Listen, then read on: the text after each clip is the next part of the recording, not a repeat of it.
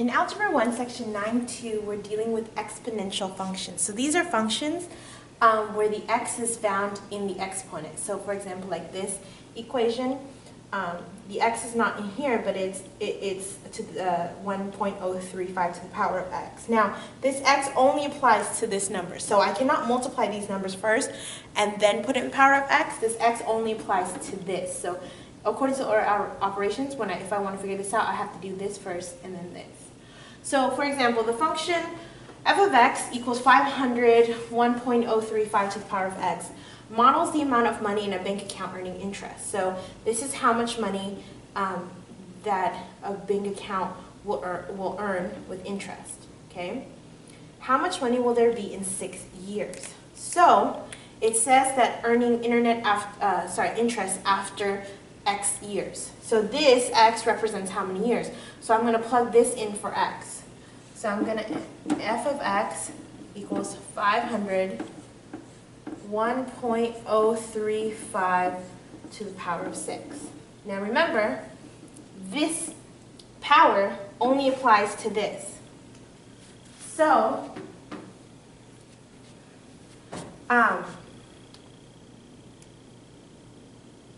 hold on. So I'm going to do 1.035 to the power of 6. You need a scientific calculator to do this, by the way.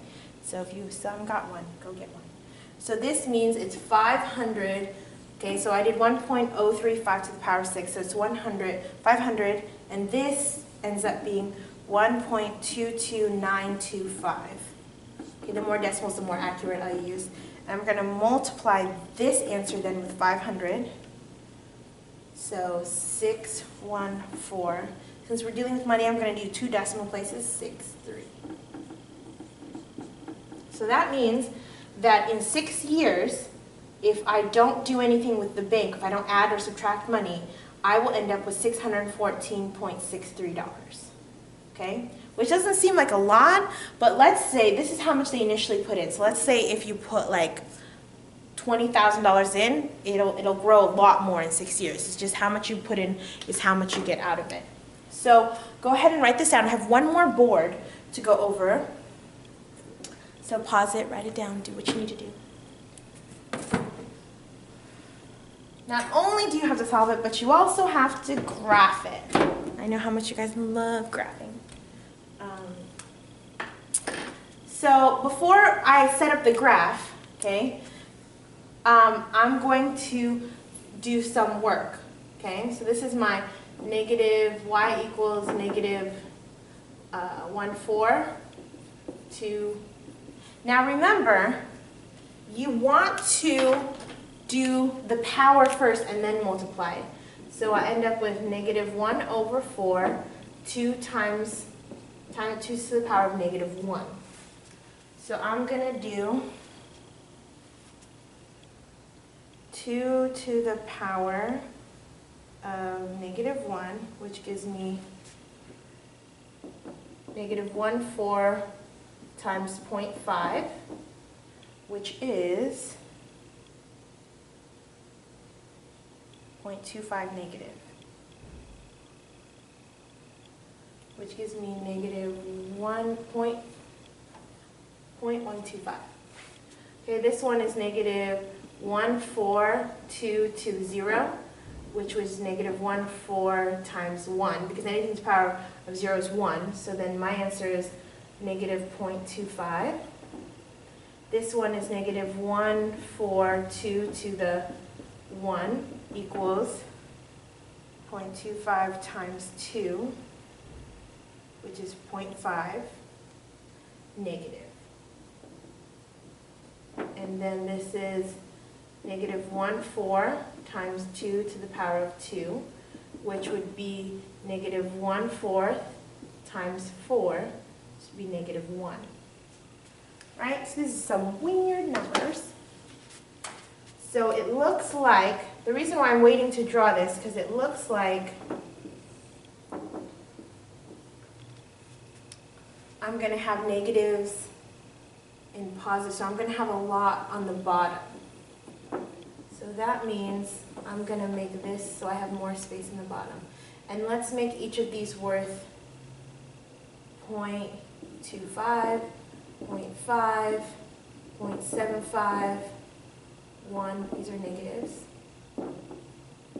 Negative 1.25, and this is, okay?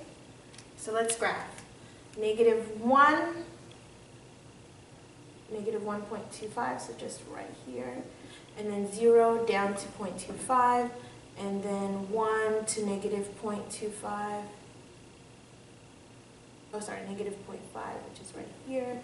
And then 2 to negative 1. So as you can see, it increasingly, because it's exponential, gets bigger. So as you get closer, it's going to get higher. It gets steeper and steeper real quick. Okay? And that's what that looks like. Hopefully that made sense. I kind of didn't look at you guys the whole time, so write that down. Let's try this one right here. Y equals 4, 0.6x. So 4, 0.6 to the negative 1. So I'm going to do 0.6 to the negative 1. Where is it? There it is. 1.66, so 1.67 times 4, which gives me 6.67. And then my next one is 4, 0.6 to the power of 0, which is 4 times 1, right? Because anything's power of 0 is 1. So this goes 1. And then 4 times 0.61 gives me 4 times 0.6, which is 2.4.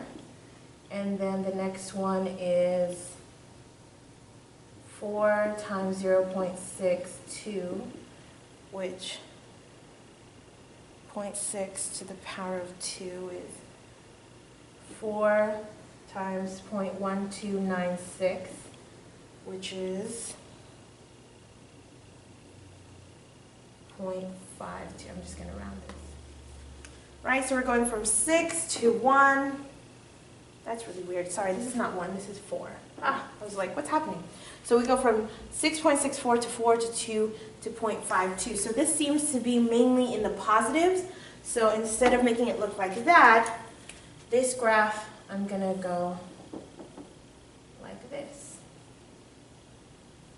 And I'm going to go by 0.5. So 0.5, 1, 1.5, 2, 2.5, 3, 3.5, 4, 4.5, 5, 5.5, 6. Ha! Just gonna get out. 5, 5.5, and then 6. So, go.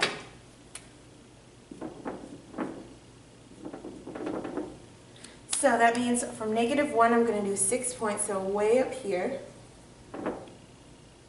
No, right here. Okay, and then 0, I'm going to do 4. And then 1, I'm going to do 2.4, so right here. And then 2, I'm going to do 0.52. It's supposed to be a point right here. Whoops. There. So that means my graph looks like this. So it's getting closer and closer to 0. Okay, so these look different from the graphs that you're used to, but it's okay, no worries. Okay, so go ahead and write this down. Okay, and try page 628, numbers 15 and 17, 628, numbers 16 and 17, and I will see you in class.